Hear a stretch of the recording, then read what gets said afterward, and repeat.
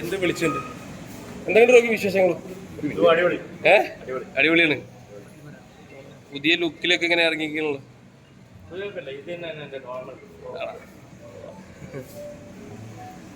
എന്താ വിശേഷം? പുതിയ വിശേഷങ്ങൾ എന്തൊക്കെയാ? പുതിയ വിശേഷം എന്ന് വെച്ച് കഴിഞ്ഞാൽ നമ്മുടെ ഒരു മൂവീൻ്റെ ഒരു പ്രസ് കോൺഫറൻസ് കാണുന്നുണ്ട്. അതിനുവേണ്ടിയിട്ടാണ് നിങ്ങൾ എല്ലാവരും വന്നിട്ടുള്ളത്.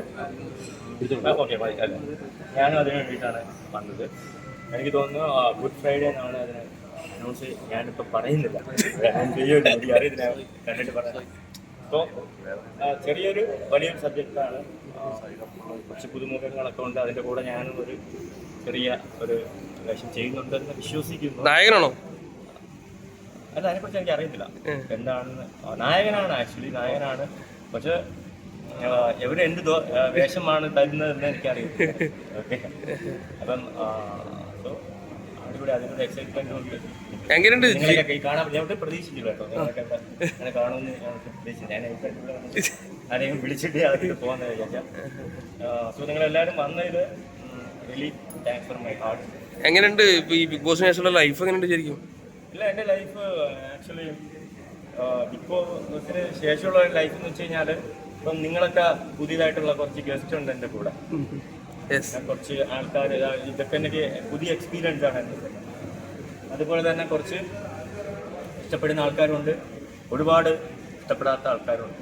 അതെ, അപ്പം അത് എവിടെയും ഉണ്ടാവും അങ്ങനെയൊക്കെയുള്ള സംഭവം.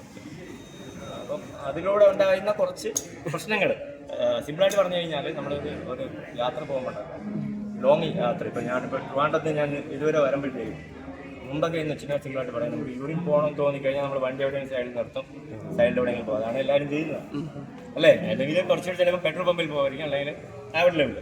പക്ഷേ ഞാൻ മുമ്പ് പറഞ്ഞിട്ടുണ്ടായിരുന്നു, അതിൽ നിന്ന് ഇപ്പം പെട്രോൾ പമ്പിലോ അല്ലെങ്കിൽ ഹോട്ടലിലോ പോവേണ്ട ഒരു സിറ്റുവേഷൻ ബിഗ് ബോസ് അതാണ് ഉള്ളത്. കാര്യം നമ്മളെ പ്രൈവസി എന്നുള്ളത് കുറച്ച് കുറയും, ഞാൻ കാണുന്നു.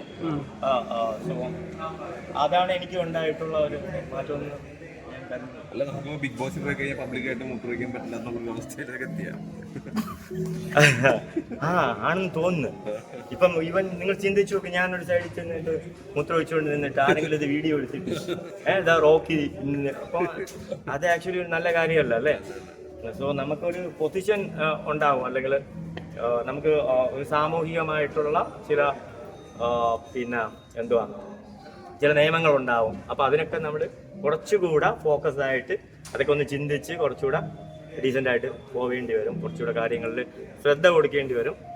അത് നമ്മൾ പറയുന്ന കാര്യത്തിലായിരുന്നാലും ശരി, നമ്മൾ പ്രവർത്തിക്കുന്ന കാര്യത്തിലായിരുന്നാലും ശരി, നമ്മൾ കുറച്ചുകൂടെ ശ്രദ്ധിച്ച് വേണം പറയാൻ. റോക്കിക്ക് ഒരുപാട് നെഗറ്റീവ്സ് ആണ് വരുന്നത്. ഇപ്പൊ ഒരു നോക്കിയുടെ വീഡിയോ ഇടുമ്പോൾ അതിന്റെ അടിയിൽ വന്നിട്ട് ഇവൻ ഏതടാ എന്നൊക്കെയാണ് ആൾക്കാർ ചോദിക്കുന്നത്. അതെന്താണ് നെഗറ്റീവ് പോസിറ്റീവ് ആകാത്ത എന്തുകൊണ്ടാണ്?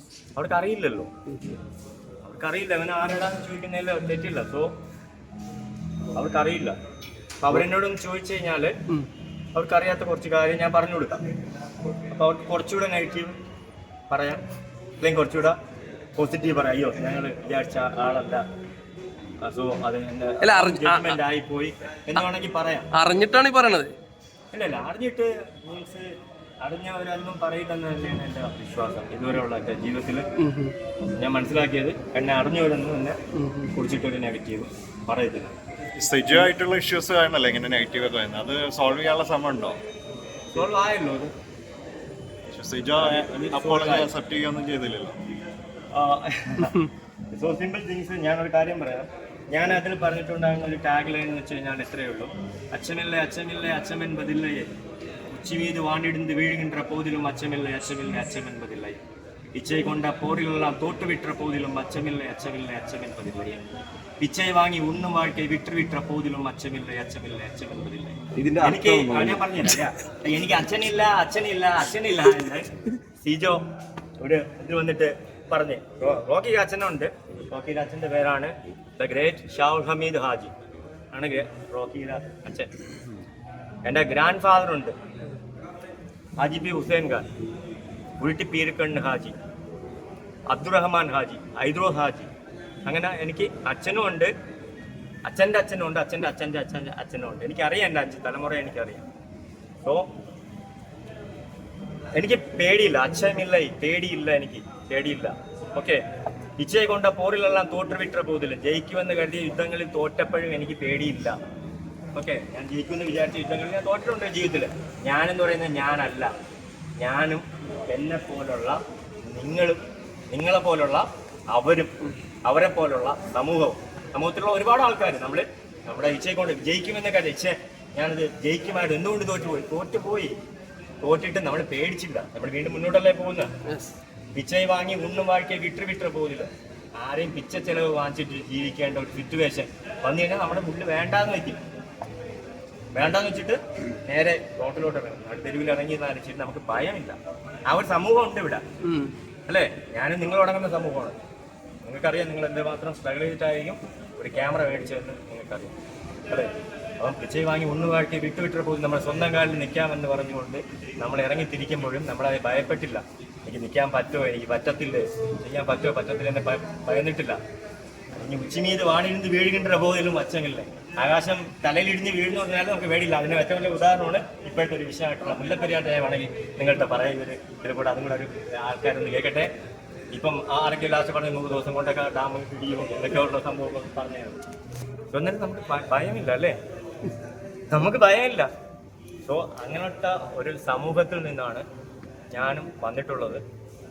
അപ്പം അതിൻ്റെ ഇതായിട്ടാണ് ഞാൻ ആ ടാഗ് കൊണ്ടുവന്നത്. എനിക്ക് ഭയമില്ല സാർ എന്ന് പറഞ്ഞത്. അത് എനിക്ക് ഭയമില്ല എന്നല്ല, എന്നെ പോലത്തെ ഒരു സമൂഹമുണ്ട്, അല്ലേ?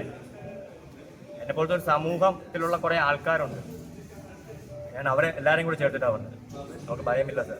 കാര്യം എന്ന് വെച്ച് കഴിഞ്ഞാൽ എൻ്റെ അടുത്ത് ബിഗ് ബോസിൻ്റെ ഒരു ഇൻ്റർവ്യൂവിൽ ലാസ്റ്റ് ഫൈനൽ ഇൻ്റർവ്യൂ എന്ന് വെച്ച് കഴിഞ്ഞാൽ നമ്മുടെ അവിടെ സൈക്കാട്രിസ്റ്റിന് ഒരു ക്വസ്റ്റ്യൻ ചോദിച്ചു, रॉकी आप कुछ सेलिब्रिटी नहीं है, आप कुछ आपका इंस्टाग्राम में इतना फॉलोअर्स नहीं है, आप कुछ भी नहीं है, आप एक नॉर्मल आदमी है, आप कैसा लड़ेगा इसका साथ? बाकी लोग पूरा बहुत बड़ा इंडस्ट्री में आया, അല്ലെങ്കിൽ അവർ വലിയ ആക്ടേഴ്സാണ്, അവർക്ക് ഈ ഇതിൽ ഒരുപാട് കാര്യങ്ങൾ അറിയാവുന്നവരാണ്. ഒരു സാധാരണക്കാരനായിട്ടുള്ള നിങ്ങൾ ഇവരെ കൂടെ എങ്ങനെ മത്സരിക്കും? ഞാനൊന്നേ പറയാനുള്ളൂ, हम किसी से डर नहीं है, हम किसी से कम नहीं है, നമ്മൾ ആരെക്കാളും ചെറുതല്ല. ഞാനും നിങ്ങളും തല ഉയർത്തിപ്പിടിച്ച് തന്നെ നിൽക്കും അഭിമാനത്തോടെ. അത് നഷ്ടപ്പെട്ടാലും നമുക്ക് കിട്ടുമെന്ന സാധനം പോട്ടെന്ന് പറഞ്ഞാലും ശരി, തല പോട്ടെന്ന് പറഞ്ഞാലും ശരി, ഇന്ന് വരെ അങ്ങനെ നിന്നിട്ടുള്ളൂ, ഇനിയും അങ്ങനെ നിൽക്കത്തുള്ളൂ. ഒരു കാര്യം ലാസ്റ്റ് കാര്യം. സോ ഞാനിപ്പോൾ വണ്ടി വന്നത്, ഞാൻ ഇവിടുന്ന് ഒരു ഹോട്ടലിൽ ഇന്നലെ വന്നിട്ട് അവിടെ സ്റ്റേ ചെയ്തിട്ട് ഞാൻ പിന്നെ അവിടുന്ന് ഒരു ടാക്സി എടുത്തിട്ടാണ് ഞാനിവിടെ. ഈ ടാക്സിയിലുള്ള നിതിൻ എന്നാണ് അവൻ്റെ പേര്. അപ്പം അവൻ എന്നെ ചോദിച്ചത് ബിഗ് ബോസിലുള്ള അവനെ പിടിയിട്ടില്ല, ഓർമ്മയെ വരുന്നില്ല, ഞാൻ അങ്ങനെ നോക്കി പറയുന്നത്. അപ്പം എന്നെ കൊണ്ട് വിടാൻ വേണ്ടിയിട്ട് ഒരാൾ വന്നിട്ടുണ്ടായിരുന്നു. അപ്പം അവൻ അതൊരു ലേഡിയാണ്, പുള്ളിക്കാരിയുടെ പേര് പെട്ടെന്ന് പറഞ്ഞു, ഇന്ന ആളല്ലേ. പുള്ളിക്കാരി മാസ്ക് ഇട്ടിട്ടുണ്ടായിരുന്നു, പെട്ടെന്ന് പറഞ്ഞു അത് ഇന്ന ആളല്ലേ. സോ മുഖം മൂടി ഇട്ടവരെ ജനങ്ങൾ തിരിച്ചറിഞ്ഞാലും പച്ചയായ മുഖങ്ങൾ കൊണ്ട് പോകുന്നവരെ ആൾക്കാർ മനസ്സിലാക്കുന്നില്ല.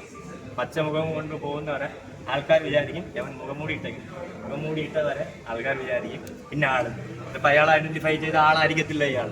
ഓക്കെ, അപ്പം ആൾക്കാർക്ക് എപ്പോഴും എന്തുവാ ഇങ്ങനെയുള്ള കാര്യങ്ങൾ കുറ്റം പറയാനും അല്ലെങ്കിൽ ഒരാളിനെ ഡീമോട്ടിവേറ്റ് ചെയ്യാനും. പിന്നെ എന്നെ കുറിച്ചുള്ള ട്രോള്, ഞാൻ എത്ര സ്ക്വയർ ഫീറ്റ് വീട്, ഇത്ര സംഭവം നിങ്ങളെല്ലാവരും കൊണ്ട് വന്നേക്കൊണ്ടാണ് ഇത് പറയുന്നത്. ഞാൻ ഒരു ചാനലിലോ ഒരിടത്തോ വന്നിരുന്നിട്ട് പറയാത്ത കാര്യങ്ങളാണ് ഞാൻ പറയുന്നത്. കാര്യം ബിക്കോസ് നിങ്ങളത് അറിയിക്കുന്നു. കാര്യം നിങ്ങളത് ഇത്രയും പേര് ഈ ഒരു കാര്യത്തിൽ വിളിച്ചിട്ട് നിങ്ങൾ വന്നുകൊണ്ട് എനിക്ക് നിങ്ങളുടെ പറയാനുള്ളത് നിങ്ങളുടെ അടുത്ത് പറയുന്നുണ്ട്. സോ ഞാനവിടെ ഈ വീടിൻ്റെ സ്ക്വയർ ഫീറ്റിൻ്റെ കാര്യം എന്നാലും ബാത്റൂമും ബെഡ്റൂമിൻ്റെ സ്ക്വയർ ഫീറ്റിൻ്റെ കാര്യമൊക്കെ പറയുന്നത് വെച്ച് കഴിഞ്ഞാൽ, ബ്രോ ഞാൻ 1 രൂപ ഉണ്ടാക്കിയാൽ വളരെ കഷ്ടപ്പെട്ടിട്ടാണ് അങ്ങേയറ്റം ഏറ്റവും താഴെത്തട്ടിൽ പോയി കഷ്ടപ്പെട്ടിട്ടുണ്ടാക്കിയത്. എനിക്ക് എൻ്റെ വാപ്പായോ ഉമ്മായോ എൻ്റെ വീട്ടുകാരോ കുടുംബക്കാരോ എന്നെ കല്യാണം കഴിച്ച് കിട്ടിയെന്ന് പറഞ്ഞാൽ ശ്രീചിത്ര പൂർഹോമി എന്നാണ് കല്യാണം കഴിച്ചത്. ഓക്കെ, നിങ്ങൾ ആലോചിച്ചൊക്കെ അറിയാം, ശ്രീചിത്ര പൂർഹോമി എന്നാണ് ഞാൻ കല്യാണം കഴിച്ചത്. അത് എത്ര എൻ്റെ 22ാമത്തെ വയസ്സ് എന്നുണ്ടെങ്കിൽ വേറെ ലെവലിലൊക്കെ കേട്ടാം ജീവിതം. ഓക്കെ, പിന്നെ എനിക്ക് ഒരു മകനുണ്ട്. അവൻ നമ്മുടെ നാഷണൽ പ്ലെയറാണ് കിക്ക് ബോക്സിൽ. ചെറുതിനെ മുതലേ കുറച്ച് ഫിസിക്കാണ് നമുക്കുള്ള ഒരേ ഒരു സ്വത്തെന്ന് മനസ്സിലാക്കി ഞാൻ അതിലോട്ട് പെട്ടാണ്. അപ്പം നമ്മുടെ തിങ്കിങ് പ്രോസസ്സ് ആയിരുന്നാലും നമ്മുടെ കാര്യങ്ങളെല്ലാം തന്നെ അത് കുറച്ച് ഡിഫറെൻ്റ് ആണ്. അത് നേരെയാണ്, സ്ട്രെയിറ്റ് ആണ്. ഒന്നും കണ്ടും കണ്ണ് മഞ്ഞെടുക്കത്തില്ല. സത്യം അത് വിളിച്ച് പറയും. കള്ളൻ കണ്ടാലും അത് വിളിച്ച് പറയും. ഇവൻ കള്ളനാണെന്ന് എനിക്ക് ആരുടെയും മുഖത്ത് നോക്കി പറയാൻ വേണ്ടിയിട്ട് എനിക്ക് ഒരു പേടിയില്ല. അതെ, അവർ ചിലപ്പം അടിക്കൊരിക്കും, തലൊരിക്കും, കൊല്ലൊരിക്കും. നമ്മളെ കൊണ്ട് കഴിയുന്നത് നമ്മൾ ചെയ്യും. റോക്കിനെ വാട്ടർ ബോട്ടിൽ വിറ്റ് പോയിരുന്നോ? റോക്കി അത് നൈസ് ക്വസ്റ്റ്യൻ. ഞാൻ ആ അത് വീഡിയോ 10 ലക്ഷം എത്ര പറഞ്ഞത്?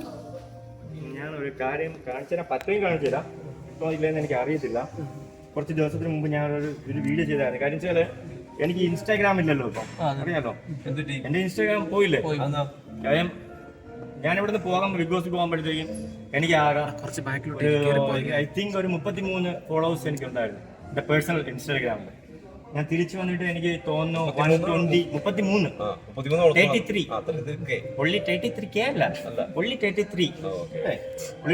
ഫോളോവേഴ്സ്. അതെന്റെ ഫാമിലിയിലുള്ളത് എന്റെ ഫ്രണ്ട്സും മാത്രം. അപ്പം ഞാൻ ഈ ബിഗ് ബോസിൽ പോകുന്ന സമയത്താണ് ചെറിയൊരു ഫോട്ടോഷൂട്ടൊക്കെ എഗെയിൻ നടത്തിയത്. ഞാൻ 2012 ഹാർലി ഡേവിഡ്സന്റെ ഒഫീഷ്യൽ റൈഡറാണ്, 2012. ഓക്കെ, സോ ഞാൻ ഫേസ്ബുക്കൊക്കെ ഒരുപാട് യൂസ് ചെയ്തിട്ടുണ്ട്. ആഫ്റ്റർ ഓൾ എനിക്ക് മനസ്സിലായി, സോ അത് അല്ല റിയൽ ലൈഫ് അല്ലെങ്കിൽ റിയൽ വേൾഡ്. അവിടെ നമുക്ക് ബിസിനസ് ചെയ്യാം, ഫേസ്ബുക്കിലും ഇൻസ്റ്റാഗ്രാമിലും ബിസിനസ് ചെയ്യാം. അതർവൈസ് നമ്മൾ കുറേ ഫോട്ടോസ് കാര്യങ്ങളൊക്കെ എടുത്തിട്ട് അതുകൊണ്ട് നമുക്കൊന്നും കിട്ടാൻ പോകുന്നില്ല. നമ്മുടെ സമയം ബാക്കിയുള്ള കാര്യങ്ങളൊക്കെ നഷ്ടപ്പെടാൻ പോകുന്നേ ഉള്ളൂ. അല്ലെങ്കിൽ നമ്മൾ അതനുസരിച്ച് ചിലപ്പോൾ പേയ്മെന്റ് കൊടുത്ത് എൻ്റെ ഇതിലോട്ട് ഞാൻ വരാം. ഓക്കെ, അപ്പം എൻ്റെ ഇൻസ്റ്റാഗ്രാം പോയി കുപ്പിയുടെ വിഷയമുണ്ട് കേട്ടോ, നിങ്ങൾ പറഞ്ഞത്. കുപ്പി കാണിക്കാം. കുപ്പി കൂളിയാണ് കേട്ടോ, എനിക്ക് ഇഷ്ടപ്പെടും. രത്നം ഉറപ്പായിട്ടും പോകും. ആഭരണങ്ങളൊക്കെ ഭയങ്കര കോസ്റ്റ്ലിയാന്നൊക്കെ പറഞ്ഞിട്ട് അല്ലല്ല, മീൻസ് നല്ലതിന് വില കൂടും. അതെ, ചീപ്പ് ആൻഡ് ബെസ്റ്റ് എന്ന് പറഞ്ഞ സാധനം ഇല്ല ലോകത്ത്. ചീപ്പ് ഓൾവേസ് ചീപ്പ്, ബെസ്റ്റ് ഓൾവേസ് ബെസ്റ്റ്.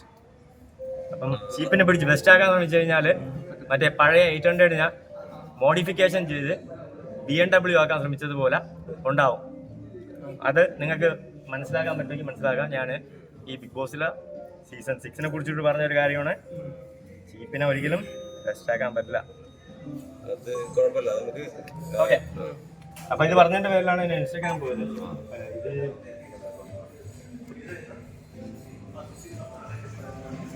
സമയത്ത് നോക്കി കാണുന്നില്ലല്ലോ, അല്ലെങ്കിൽ എടുക്കുന്നതല്ല അതായിരിക്കും.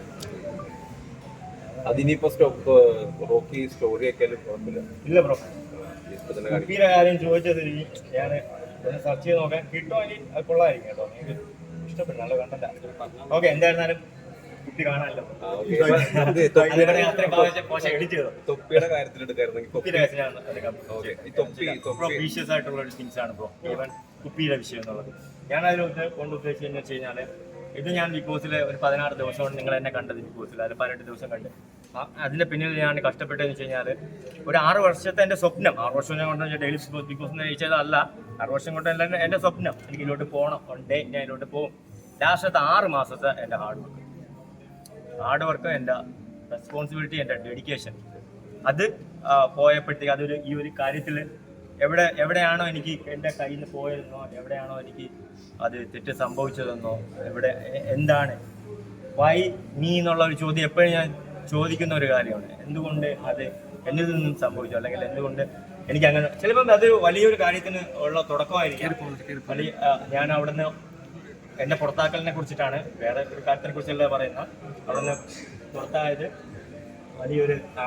വലിയൊരു കാര്യത്തിന് വേണ്ടിയിട്ടാവാം. ആ ഒരു വലിയൊരു കാര്യത്തിൻ്റെ ചിലപ്പം സ്റ്റാർട്ടിങ് ഇതാവാം.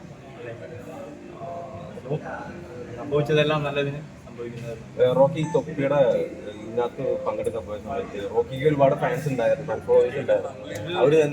അവര് തന്നെ തൊപ്പിയുടെ മറ്റേ റോക്കിയുടെ അടുത്ത് പറഞ്ഞിരുന്നു, എന്തിനാ പോയത് തൊപ്പിനെ പോലുള്ള ഒരാളുടെ അടുത്തേക്ക് പോയതിനാണ്. തൊപ്പി എന്ത് ബ്രോ പ്രശ്നം? നല്ല പയ്യനല്ലേ, അത് സമ്പാദിക്കുന്നില്ലേ, നല്ല കോണ്ടന്റ് ക്രിയേറ്റ് ചെയ്യുന്നില്ലേ, നിങ്ങളത് തൊപ്പിയുടെ കാര്യം പറയുന്നില്ലേ, കേൾക്കാൻ ആൾക്കാരില്ലേ? എവിടെ നിന്നാണ് ഉണ്ടായത്? വളരെ മോശമായിട്ടുള്ള content content is always content. നിങ്ങൾ ബിഗ് ബോസിന്റെ കോണ്ടന്റിനെ കുറിച്ചിട്ടോ അല്ലെങ്കിൽ ബാക്കിയുള്ള സോഷ്യൽ മീഡിയ കോണ്ടന്റിനെ കുറിച്ചിട്ടോ ഏതാണ് നിങ്ങൾക്ക് അതിന് ഇത്ര പ്യൂരിറ്റിയോ അല്ലെങ്കിൽ ഇത് ഇത്ര നല്ലതാണ് ഇത്ര ചീത്തയാണെന്നൊന്നും പറയാൻ പറ്റില്ല. എല്ലാം കോണ്ടന്റ് തന്നെയാണ്. എൻഡ് ഓഫ് ദ ഡേ കോണ്ടന്റിൽ ലാസ്റ്റ് എന്താണ് വേണ്ടത്? മണി.